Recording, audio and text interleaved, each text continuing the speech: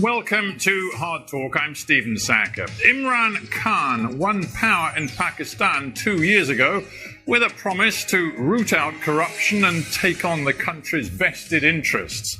So how's it going? Well, rising food prices and the COVID pandemic have left many Pakistanis feeling worse off, while the anti-corruption drive has become a political battleground.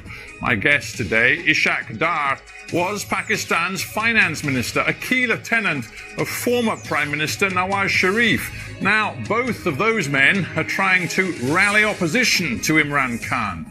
But how much credibility do they have?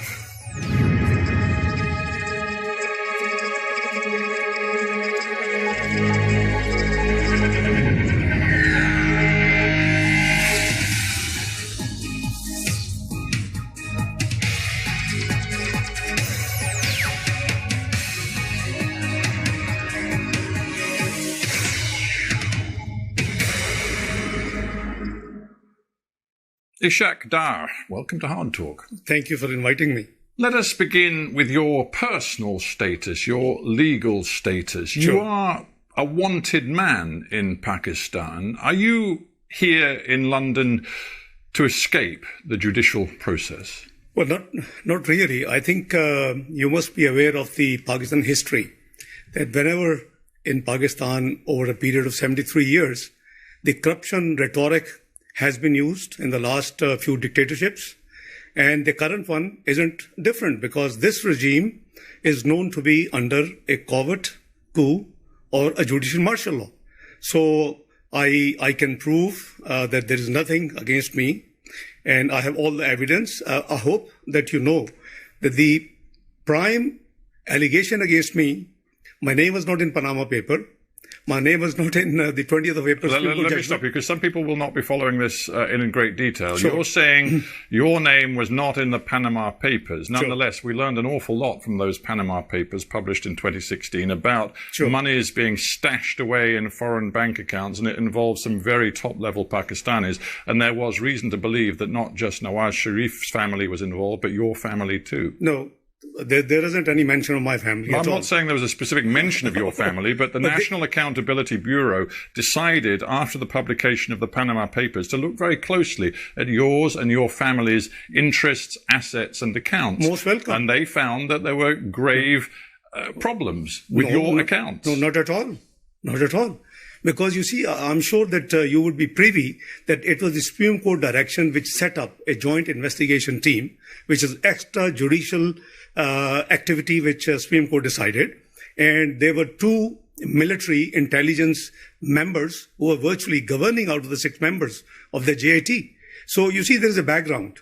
Well, I'm actually interested in what's known in Pakistan as the National Accountability Bureau, which is the main agency of anti-corruption. Yeah, and they look very carefully at you and your family's interests, as you well know. And in September 2017, they concluded that you and your family owned assets, quote, beyond your known sources of income. They said quite specifically, the accused, that is you, has acquired assets and pecuniary interests, resources in his own name and the name of dependents, totaling roughly $6 million US, more than 830 million Pakistani rupees. Now, is it your contention that the National Accountability Bureau has no integrity?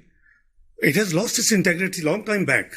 It is an institution which is used against political opponents. But you didn't say that with respect, sir, when you were a very senior serving government minister. No, I did. I held press conference and I explained, by the way, this number is as per my tax return. I never missed. You see, the prime allegation against me, which was in the JIT report, on the basis of which Supreme Court directed NAB to file a reference, was that I did not file 20 years tax returns in Pakistan, 1981 to 2001.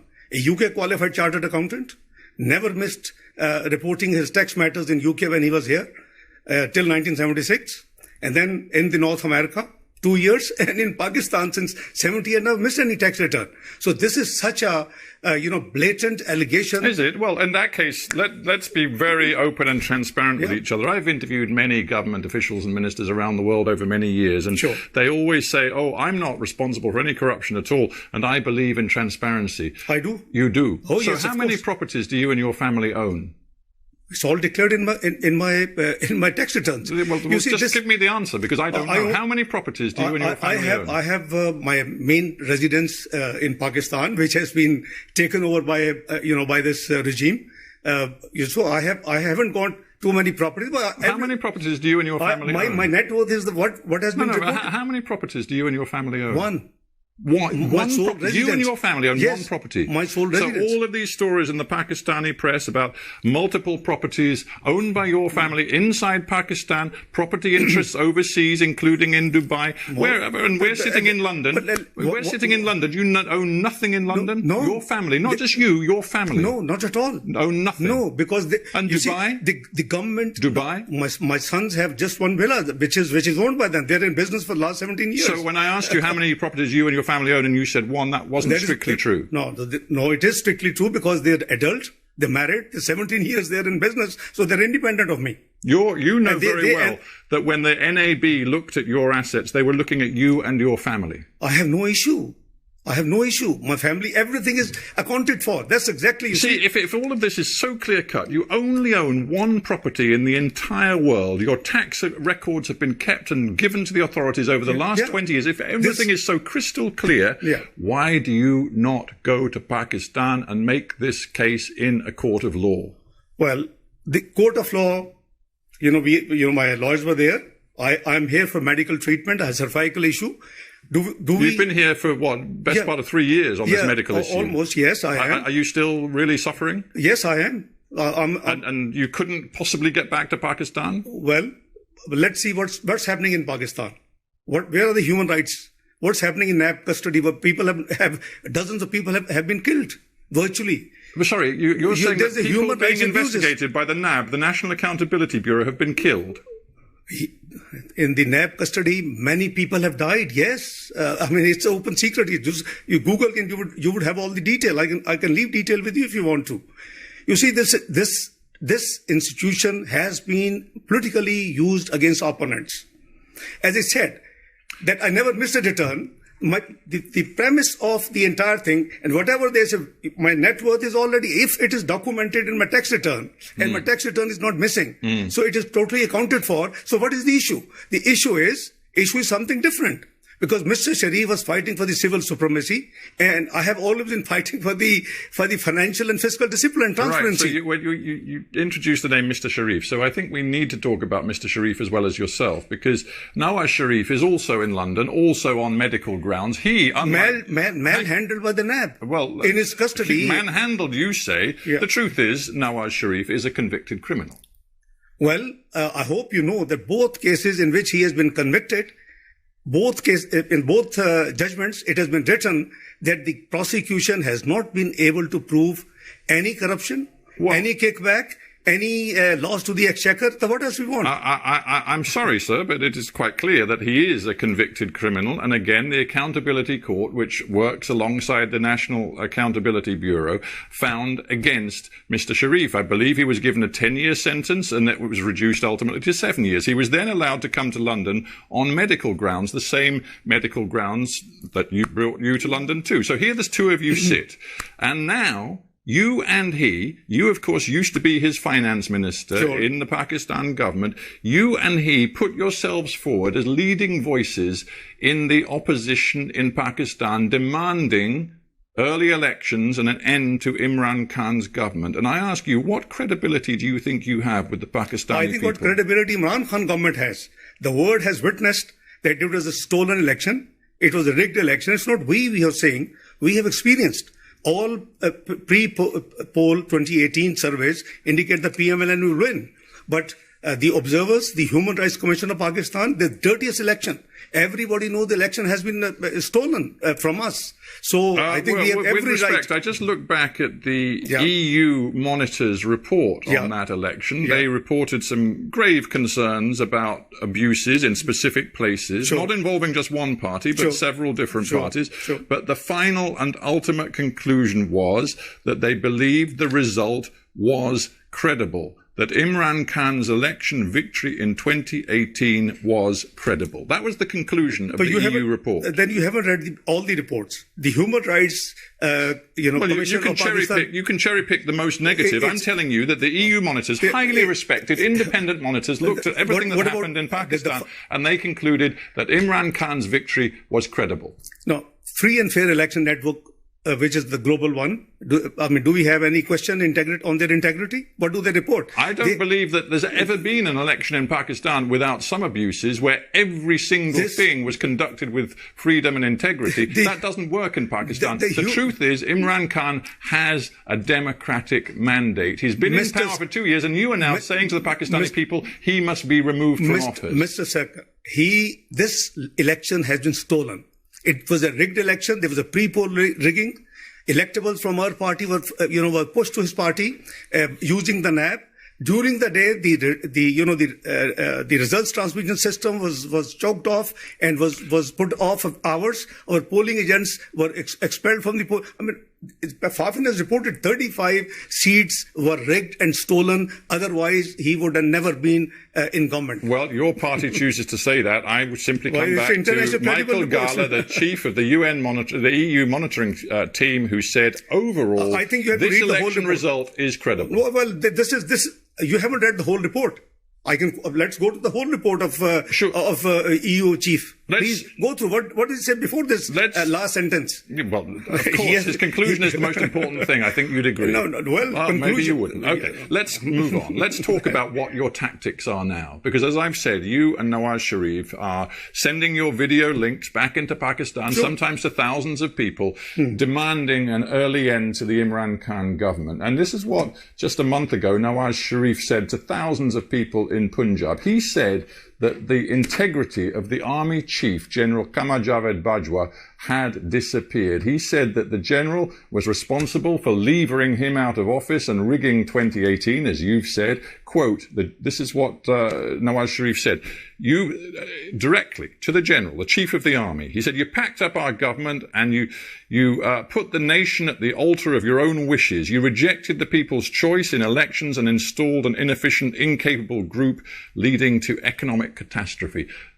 What an extraordinary thing to say of your country's chief of army. It's a reality. The buck stops at the top. And the deep state is known what deep state does in Pakistan. Is it a surprise to you, Mr. Sarkar? It is known to the world. As Hillary Clinton the other day just gave an interview. And she said, what is deep state? Quoting Pakistan as an example. So please, we must be fair to analyze things. The election was stolen. It started off from Dawn leaks. Mr. Sharif has been struggling for the supremacy of democracy, for the supremacy of parliament, and I have been struggling for the fiscal and discipline and the transparency. Is it wrong? UK has been upholding the democracy and the democratic values. We would think that you would be supporting us. So let us be clear. You are saying that the Pakistani military, the army in particular, are subverting all democratic processes in your country. Is that what you're saying? This is the global reports. It's not... No, I want to be clear what you're saying. Because the Pakistani people will be listening to this interview, and you are condemning the military of your own country as subverting your democracy. It's not the military. I think we have to talk about the individuals.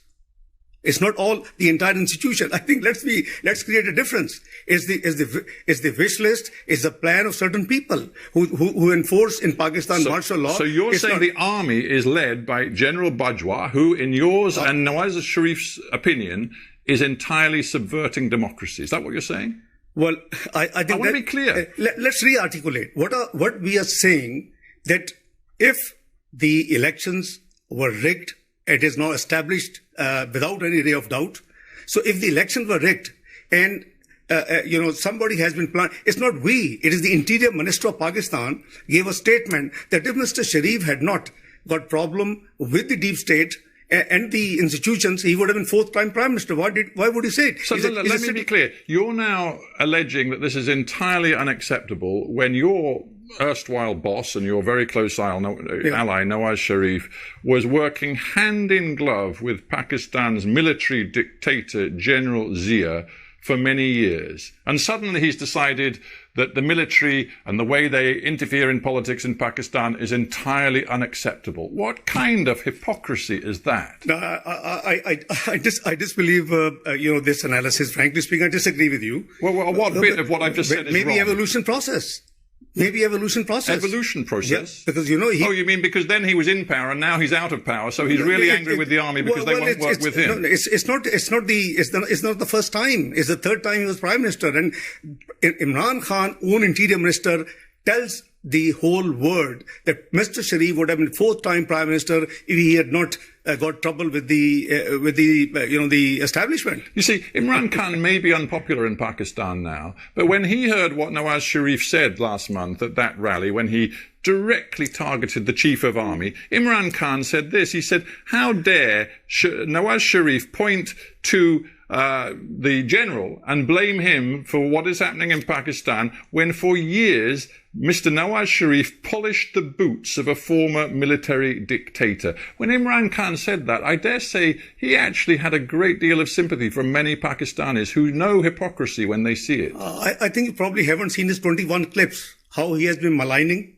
the military army chief, the intelligence services of Pakistan. And not too long before, it's just last year when he was in the United States, he gave a statement that it is the ISI, our intelligence service, which actually was responsible for the Osama bin Laden and its killing, etc., etc. So I think when he was out of power, when he was in opposition, he had given 21 different statements at different times. He was known as Taliban Khan. I mean, I don't know. Are we talking or wish to discuss his performance and our performance? Are we here to talk whether it is a pure democracy or is it anocracy? You and other opposition elements have created this Pakistan democratic movement. You want to deliver early elections and see Imran booted out of power, but many people, even in your own movement, are now backing away from this targeting of the Pakistani military. For example, Bilawal Bhutto said it was regrettable that Nawaz Sharif had named the military chief by name. And even Mr. Sharif's own daughter, Mariam, had to stress at great length that she was not anti-military. It sounds like Nawaz Sharif has overstepped the mark. I think there seems to be a confusion. Mr. Nawaz Sharif, as Prime Minister or otherwise, is not anti-military. Please, let's be very clear. He blames certain individuals. And as I said, the buck, stops at the top. If the Dawn leaks were there's a huge, history about that. I'm sure you will be privy to Dawn leaks. It relates to FATF. It relates to Pakistan going back to grey, which we brought out from grey and it was white. So I think, if Mr. Sharif talks of certain interventions which are against the oath, against the constitution of Pakistan, is something wrong? Let's talk about politics and your message to your own people. We know that Pakistani people are suffering right now. Food price inflation is soaring. COVID-19 is seeing a second surge in your country, creating real economic difficulties. There's going to be barely any growth in the Pakistan economy this year. In the midst of all of that, you are creating a new level of political instability, demanding that Imran call early elections, calling him illegitimate, banging on about the vote rigging, claiming that the army is really in power. Do you think that your approach is really helping the interests of the Pakistani people?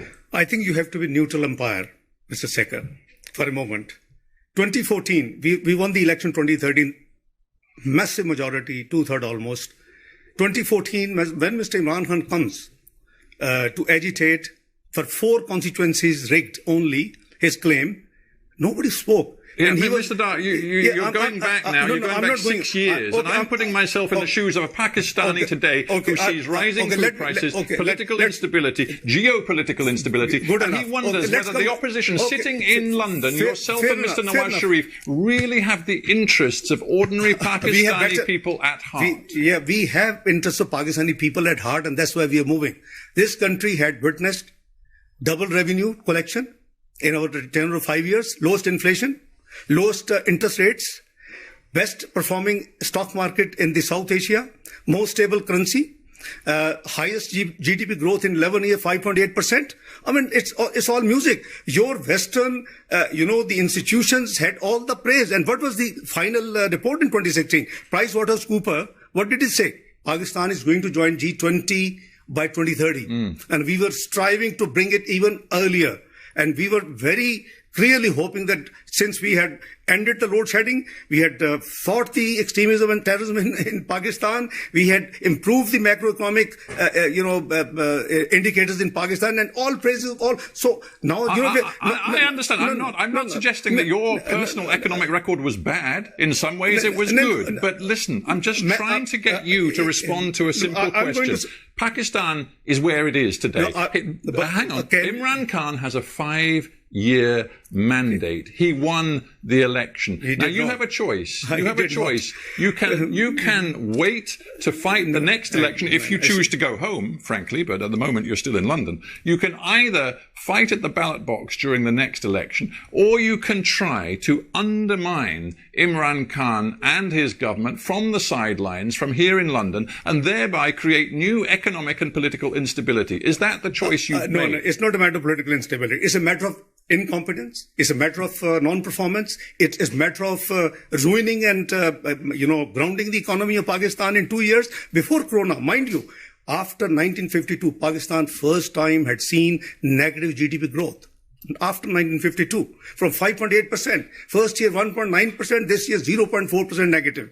And there's a massive unemployment. We pulled 6% people out of poverty. He has pushed back 6% people in the poverty line. He promised to give 10 million jobs. He has made people unemployed, 12 million added to the unemployment numbers. Pakistan's in big trouble. I just wonder whether your approach is weakening Pakistan on the world stage. You recently tweeted, hang on, you recently tweeted a message saying that Imran Khan, and I'm going to quote your words, personified fascism. Now, Imran Khan has stood up for Pakistan's interests in a very tough stand against India and Mr. Modi, which you well know. He has also conducted a foreign policy which sees deepening economic ties with China, which is precisely the same policy that you followed. He also is trying to use Pakistan's influence, it seems, to bring the Taliban to the peace table in Afghanistan. What is it about these policies that you think personifies fascism? Well, I think that perhaps you haven't studied or you haven't had the time to look into what fascism he's doing. You stand by that? Yeah, of course I do. There is a fascist government in Pakistan as of now. You're trying to mobilize tens of thousands of people on the streets in different Pakistani cities, even when there's a COVID pandemic. Your message is that we must bring Imran Khan's government down by the middle of the year and have new elections. You haven't succeeded so far. What's your next move? Well, Mr. Sekhar, I think you haven't seen Mr. Imran Khan during the same, you see, the PDM gatherings started from 16th of October. You haven't seen the democratic movement gatherings, yes. But you haven't seen in the same period, in the last 6 weeks, you haven't seen the gatherings, the large gatherings of Mr. Imran Khan himself. COVID would not spread. What is your next move? Well, our ultimate aim and our ultimate goal is supremacy of, democracy in Pakistan, the free and fair election, which would be transparent and should be acceptable to the world observers. And presumably the rule of law. And the rule of law. So will you go home to face the rule of law? Of course I will. Rule of law and transparency. And, the constitution has to be, all institution has to work within the domain which has been prescribed in the Constitution of Islamic Republic of Pakistan. I think we'll be very happy. So right now, when I tweeted, I have no regret, and it is the ground reality.